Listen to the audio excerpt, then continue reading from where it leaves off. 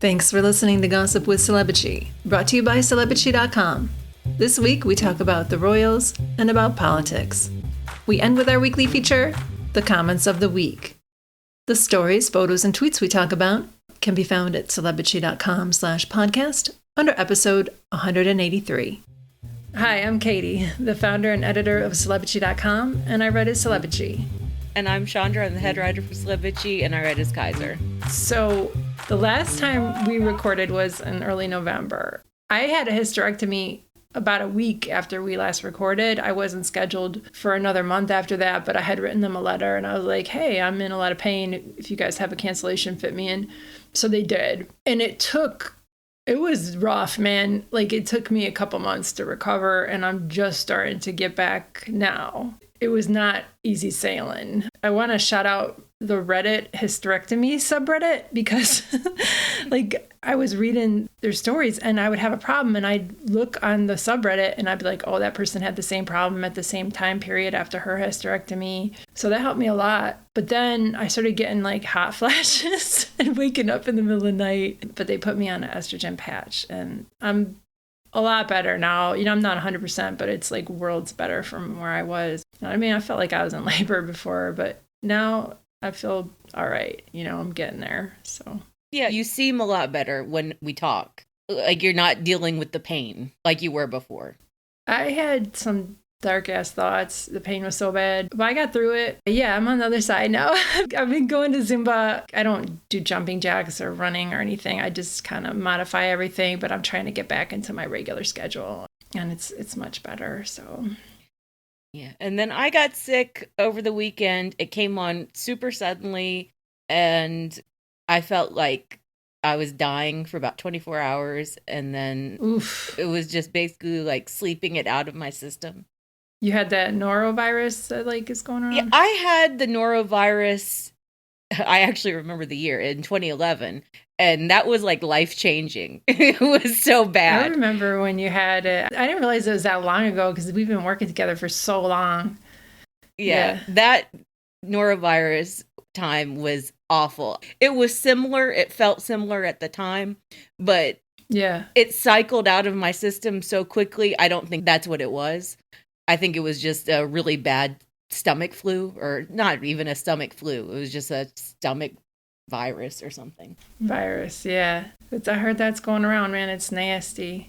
A lot of people have it around here, around whatever, my city. Yeah, I've been hearing about it in our area. Yeah. To be vague. I'm glad you're better. We didn't have posts on Sunday for that reason, and people were like, oh, what's going on?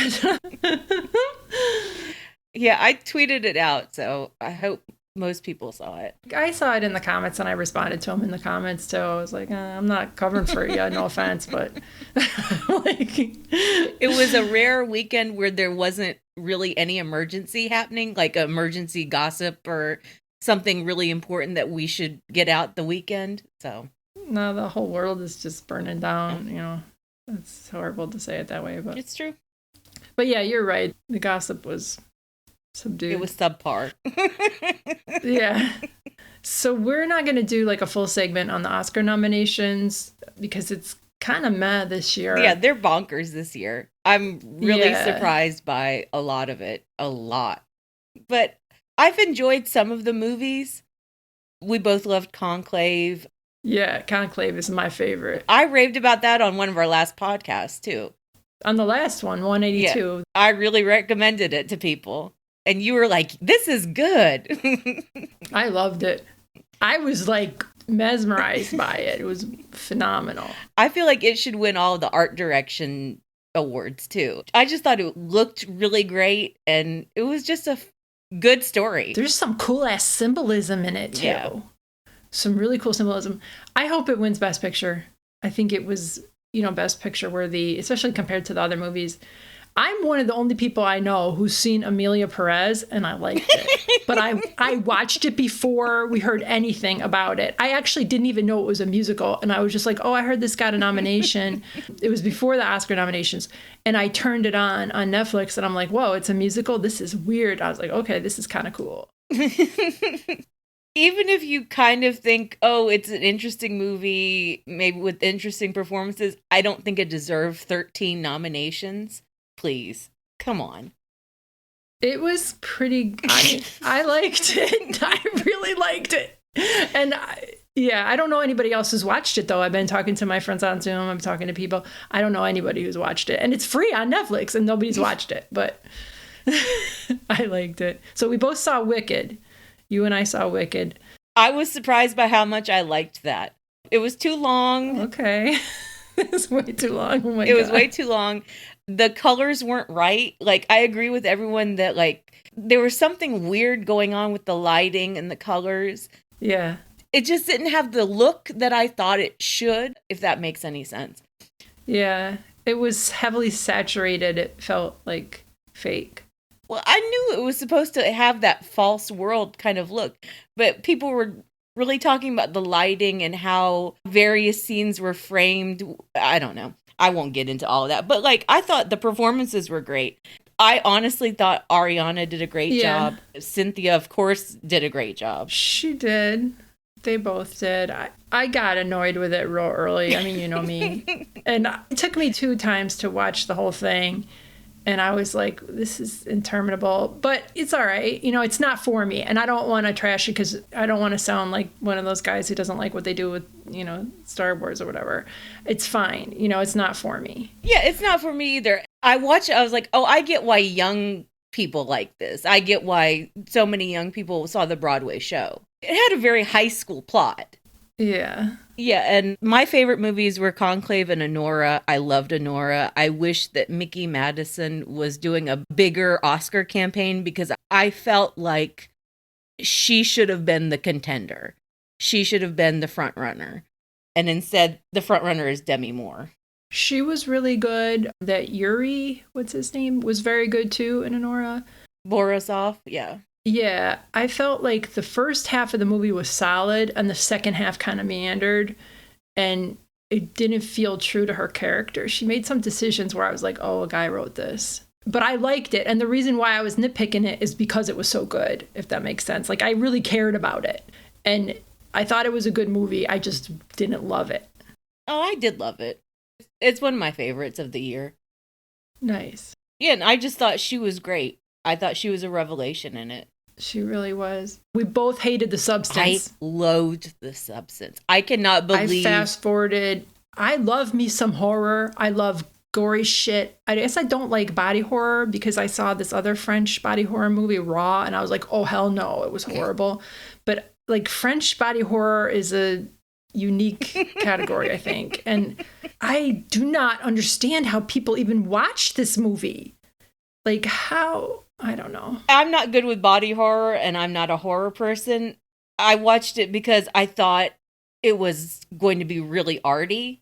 I mean, I knew that it was going to be body horror. I came in fully knowing what the plot was. I just thought it was going to be so arty considering it was getting so much awards buzz. And I was shocked by how bad it was, by how bad the script was. I didn't care about any of the characters. They were awful. They just seemed like cutouts of people. They didn't seem like really fully formed characters. The social commentary of the movie was ruined by the actual way it was shot and the actual story. Yeah. Yeah. Demi Moore did really good with what she was given. So did Margaret Qualley. But I don't really think that either one of them should be winning any awards. No, it was very weird. So it wasn't nominated for Best Picture, but it was nominated for Best Original Screenplay, A Real Pain by Jesse Eisenberg. I really liked that movie. And I think Kieran Culkin is going to win for supporting actor. Yes. Without getting too personal, it reminded me of somebody in my life. The dynamic that they had. And I thought it was very familiar. Yeah, it was very grounded. It felt very grounded and very realistic. And I mean, Kieran Culkin plays that kind of role so well. Nailed it. Yeah. You can say, oh, he was typecast. But like, it was written for him. And he nailed it. Yeah. He broke my heart. I wanted to just punch him in some scenes.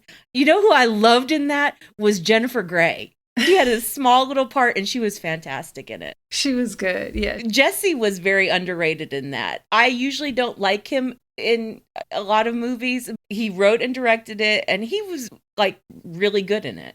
It was a great movie. The writing was excellent, and it really resonated with me, a lot of the scenes. I saw Gladiator II. I loved it. It was terrible. Why didn't Denzel Washington get a It is ridiculous that he did not. He was robbed. But yeah, Denzel was killing it in that movie. He was having a ball, and it is obscene that he did not get an Oscar nomination for it. Come on. The Oscar should be his. I haven't seen Baby Girl yet. I'm not sure if I'm going to watch it anytime soon. There's no nominations for it. I almost saw it in the theater, and then I'm like, nah. It's like a woman my age gets involved with a fuckboy. No, you know? Yeah. I saw Maria. You saw Maria? You like that? I did like that. I thought Angelina should have been nominated. I'm sad that she wasn't, but whatever. Haven't seen Sing Sing yet, but we probably will watch that this weekend. Yep. I haven't seen The Brutalist. Yeah, I haven't seen that either. Nickel Boys. I saw A Complete Unknown. I liked that. I mean, it was a paint-by-the-numbers musical biopic, but Timothee was great in it. So was Monica Barbaro, who played Joan Baez, and Elle Fanning played his little girlfriend. Oh, okay. And Edward Norton was great. Oh, okay. I'll watch that when it comes on streaming. Yeah, it's not like, this performance took my breath away. Timothee was just very good in it. He's a good actor. He sang all of Bob Dylan's music. He just did a very good Bob Dylan impersonation, basically. Nice. Yeah, so we have a few movies left to see, and we'll watch them and maybe get back to you. I don't know what this podcast schedule is going to be. I'm still coming to terms with everything that's happening. We'll probably have another podcast before the Oscars, I would assume. Yeah, I would assume too. I just want to recommend Day of the Jackal on Peacock, the series with Eddie Redmayne playing the assassin. It's phenomenal. And I saw the first episode of Paradise with Sterling K. Brown. I liked that a lot. It was weird, but it had a good twist. I'm not revealing what it was. And then I was like, okay, I'll keep watching it. I'm watching Severance, the second season. I am too. And yeah, the first episode of the second season, I was like, oh, maybe they lost the sauce, you guys. And then the second episode was so fucking good. That's how that show gets you. I was like that when I first started watching it. It took me like 3 or 4 episodes to get into it, and I had to keep persisting. Really, it's weird. I'm about halfway through the second episode of the second season. Oh, okay. Well, the second episode is so much better than the first one. All right, so let's talk about the royals. So since we last recorded, we got the announcement of Meghan's new lifestyle show on Netflix. It's called With Love, Meghan. And we got the trailer, and they put that out in early January. And she's back on Instagram. Oh, yeah, she's back on Instagram with some cute little posts. Unfortunately, she also lost her dog, Guy, the beagle. Guy Markle. It was sad. That video was real sad. I cried. I can't watch, This Week and The Dogs Were Good This Week. I can't even watch that. I always cry at that too, but re-rate dogs. So I was like, took me 10 minutes to remember what it's called. So we heard about that in early January, and then the usual suspects came out and criticized it and said the trailer was like superficial. I mean, yeah, it's a lifestyle show. Black women can do lifestyle shows with their friends, and it's aspirational too. And it was just unhinged the way people were criticizing her. And that was supposed to premiere on January 15th, but then we had the horrible wildfires in Los Angeles, and Meghan requested that it be delayed until March 4th. So that's when that's coming out. And it really feels like the Windsors had to rush to prepare something to compete with Meghan in the show. And now I kind of wonder if they're going to do the same thing in March. So Harry was supposed to testify in his case against News Group newspapers last week, but he received a reported 8-figure settlement, and he settled that case. And that was a win for him. I mean, he really went to bat for that and waited out several settlement offers before finally settling. And I just want to be very specific about this. You didn't get anything wrong. The Murdochs settled with Harry. Harry didn't settle with them. Harry did nothing wrong. Okay. Harry was the one suing them.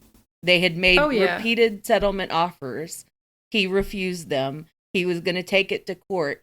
And then they came to him on the day that the trial was supposed to start with this offer that included an admission of liability and culpability.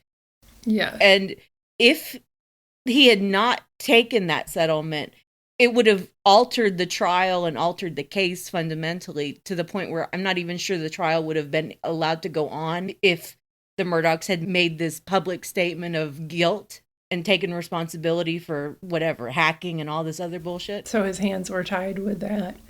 Yeah. So he really had to take a settlement, or he had to accept their settlement. And that was a major win for him, despite how it was reported. It was. Yeah. You can tell it was a major win because the British media is doing way too much to try to make it sound like he lost, or like he was forced to settle, or he didn't want to come to Britain, or whatever bullshit they're trying to pull. Like, they just assume that it's on the low end of 8 figures. I'm not so sure. Yeah, we're not sure how it is. Yeah. I also think that whatever offer it was to also fully pay Harry's legal fees, in addition to whatever financial settlement he got. So he put that to bed. He's still working on his security case. Is that accurate? Yes. Okay. There's a hearing in April. Okay. But the next big thing coming up for him is the Invictus Games in Vancouver, and that's February 8th. So that's not very far. Right. Yes, February 8th through the 16th. I wrote that down. And my question is, I wonder if Meghan will be there for the whole thing. Because for the last 2 Invictus Games, she was only there for a little more than half, both times. Yeah, that sounds about right for her. But it's in Canada, and I feel like she might stay the entire time. She has friends up there, and it's safer for her. I wanted to talk about the Vanity Fair cover story on Harry and Meghan, which came out a couple of weeks ago now. It was right before the trial was supposed to start with NGN, and it was a very calculated hit piece on them, using the same narratives that we've heard in the British papers about them for years, given an intellectual and kind of snarky spin. They really thought they were doing something with this bullshit. It reminded me a little bit of the Hollywood Reporter stuff last year. Oh, yeah. Where it was mimicking the British tabloid bullshit in an American accent and saying that all of the palace complaints were coming from Archwell. It was kind of interposing all of that shit and saying, oh no, it's the Americans saying this. I'm not so sure. No, it was pretty obvious to us, and especially to you, haven't done this for as long as you have and as closely as you have, where they got those narratives and what they were trying to do. I really like your analysis of that. There was a part of it that said that Meghan was shopping a divorce memoir. And it was kind of despicable the way they phrased that. It was like, oh, this rumor, maybe it happened. And it just seemed like this nasty lie that they put in there. And you wrote, I believe that the divorce memoir story was an attack on Meghan at the time, or you believed that it was, but maybe it was aimed at an audience of one, Harry, as always. That VF piece called him dim, out of touch. They attacked his wife in a million different ways. And then they said his wife was thinking about leaving him. The fact that it came out just days before the Murdochs capitulated and settled with Harry, too. That whole thing is fascinating. It is fascinating. Yeah. I always struggled to understand the point of these kind of targeted smears and the way they go after Meghan. It's like, are they trying to convince Harry that Meghan is awful? Or are they trying to tell Harry that we're going to keep attacking your wife until you come back? Like, what is the motive? They want to get Harry because Harry dared to leave them. But there seems to be more nuance to it depending on what smear they're doing. I don't know. It's very complicated. And the Vanity Fair piece, it was crazy in some parts. Like, I think there were a couple of pieces, I mean, don't kill me. I think there were a couple of pieces of like legitimate criticism that you could. With the Spotify deal, the sure. Spotify deal. They didn't get on that soon enough to refute those lies about them. Yeah, and I think it's totally legitimate to say that Meghan self-censors. Because she's such a sweet person. She's really trying to do the right thing. And that she's organized, like that's a bad thing. Like they took all their strengths as a couple and twisted them into this negative thing. And I was like, okay, that means they worked and they're a strong partnership. Like, it's a bad thing that they're strong partners. Oh, sorry to interrupt you. I was just mad about it. No, but like, yeah, I think the Spotify stuff was a mess and a lot of it was accurate. And like, you could tell that they actually had some good sources within Spotify who were actually telling Vanity Fair some of this stuff. But like the shit about like, oh, Meghan is bullying Archewell staffers. Jesus Christ. She's parenting Harry by being organized and, like whatever. Dumbasses. So we've seen Kate and William out and about this week, like more than we have in the last year, probably. I don't know. Maybe I'm exaggerating, but they've done so many events this week. I mean, it's nice that they're doing them, and it's stuff they should have been doing all along. Well, I mean, Kate went to Royal Marsden Hospital on January 14th, the day before Meghan's Netflix show was supposed to originally come out.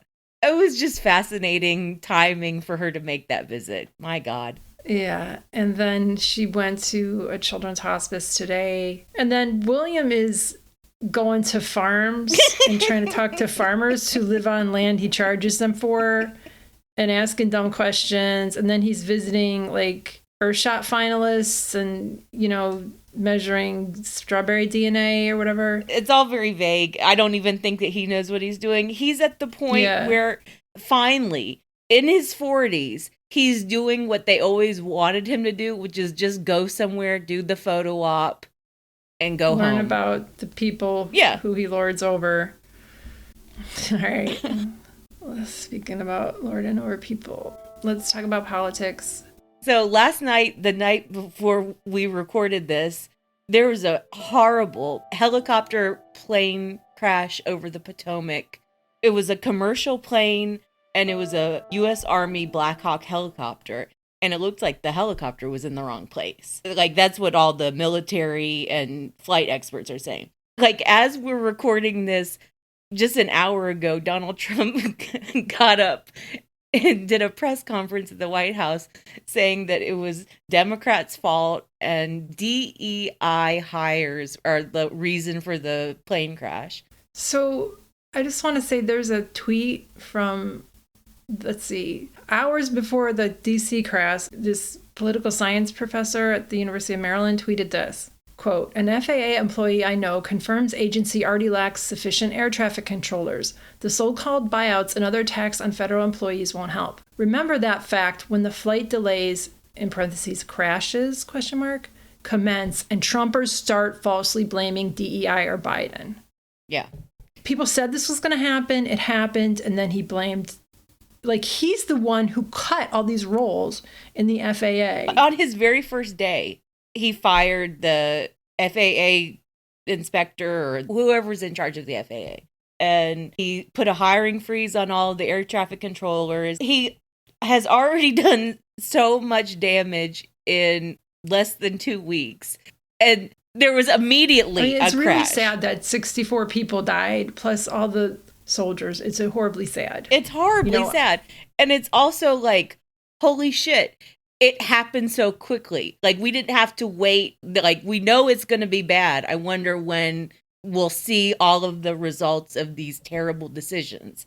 It happened within days of all of the terrible decisions. And it has a real human cost, as does, mass deportation, as does freezing people's access to their social safety net through the government. I mean, it's really horrible. And it's hard to witness. I talked to you before this and I was like, I don't know how do we even talk about this because there's so many moving parts. You can't recap it because the confusion is the point. They don't even know what they're doing except smashing shit like angry toddlers. Yeah. And that's why I am disengaged. And that is why I'm in my nihilist era. I do feel passive. I'm a passenger. I'm not in control of this. None of us are, really. I saw a Blue Sky post where an older man was saying that his dad survived during World War II, I think in Germany or something. And he was saying just small acts of resistance can help. Like, don't turn the paperwork in, lose it, take longer to do stuff, act locally. I was watching Rachel Maddow last night and there was a really great segment teaching immigrants how to deal with ICE coming to their doors. And it was a very simple little role play they did where they're like, oh, do you have a warrant? No. They ask for the person. You say, no, they don't live here. And you leave the door locked and don't let them in. And I put a segment from that on Twitter and on Blue Sky, and I'll link it in this post, because little trainings like that, helping people know what to do, can help. And I feel like that's how we resist now. We just do little things where we are. We try our best. Our whole job is to witness this. We've been part of the resistance for years. And we're doing what we can by just spreading awareness of it and talking about it and being honest. And there literally is nothing else to do. I think a lot about Selena Gomez crying on Instagram because, she's a billionaire with more followers on it. I don't know if she's the top followed person or she's still one of the top 5 now, with so many followers, and there's nothing she can do. There's nothing she can do. It's horrible. And what has really made me go crazy this week is everyone screaming, do something at the Democrats. That all of this is the Democrats' fault. We don't have control of the House or Senate anymore.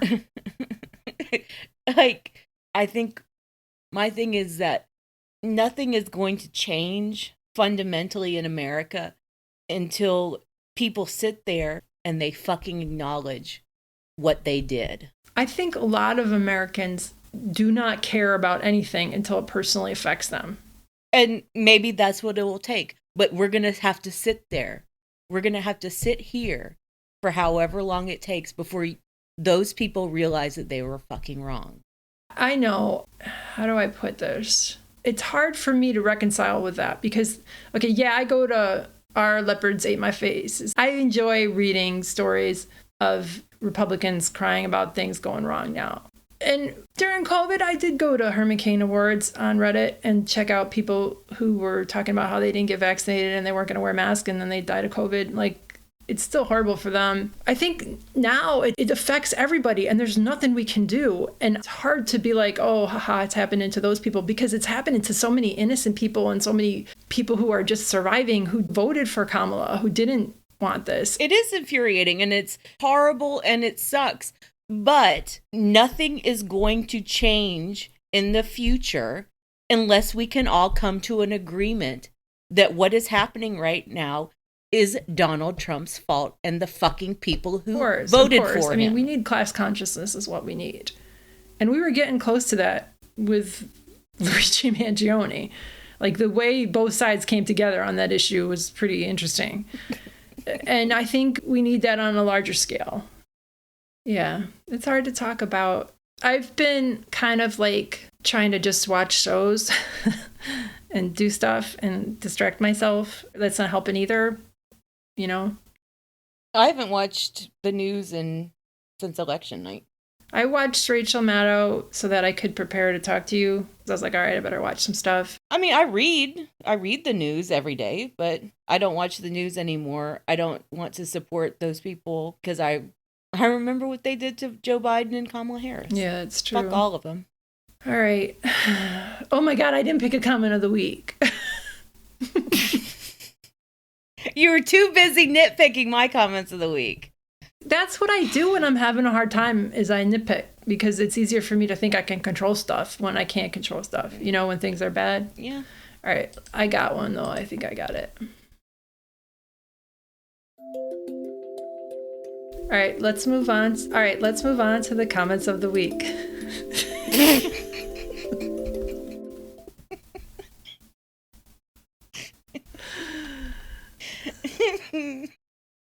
All right. My comment of the week is from the story about Prince William going to a farm.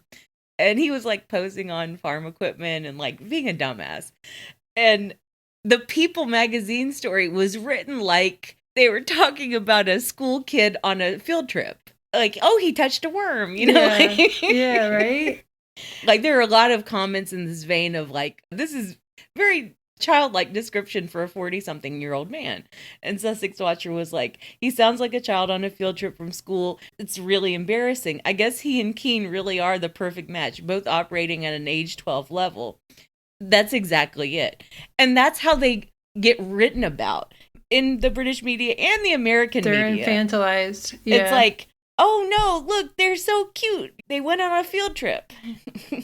And the fact that they're always learning about stuff. And then when they do talk, it's like this word salad gobbledygook. And they ask dumb questions. Yeah, they are like that. Or they actually give a little speech and it sounds like a book report. Like, this is what I learned. Right? This is what I learned about the early years. They're very early. It helps your baby if you interact with your baby. Wasn't that one of the findings, right?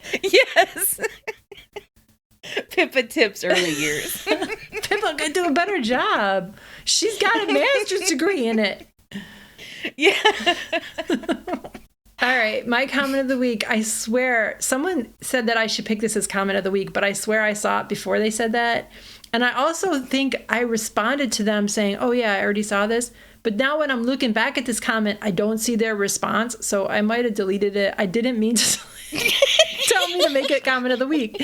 Like, I swear, I'm going to find it in the trash and restore it. I was on my phone. I thought I responded to it. Okay.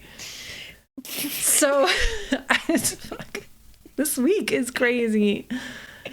So Rye said, is this the post about Chapel Rowan, like, bitching that she can't say any old dumb shit and not get called out for it? She's saying she'd be more successful if she was wearing a muzzle or whatever. Rye said, I think she'd be more successful if she didn't sound like karaoke Kate Bush, but I'm old. I swear I saw that before someone told me to make a comment of the week. I listened to her music. I'm like, oh, that's kind of good. It's like a watered down version of our great late 80s, early 90s music that we listen to. I see it more of a connection with Chapel and Tori Amos, but you like Kate Bush a lot. I like Tori Amos a lot too. I saw her in concert, you know. Yeah. I like her. Like the red hair, but like Tori Amos was awesome. Yeah, she like is. Even when she was super young, Yeah. like she was woke before people were really woke. She told you what was going on with her in her music, and it was powerful. Yeah. It was really powerful. God, I love Tori Amos. Yeah, she's great. All right. I don't know how to end this. Thanks for listening, bitches. Thanks, bitches.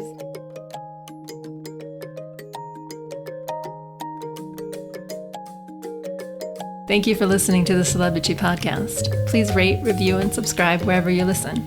If you like us, please turn off your ad blocker when you visit our site. You can text us or leave a voicemail at 434-218-3219. Our music is from AA Alto, Maiden, and via Premium Beat and Sound of Picture. Thanks again.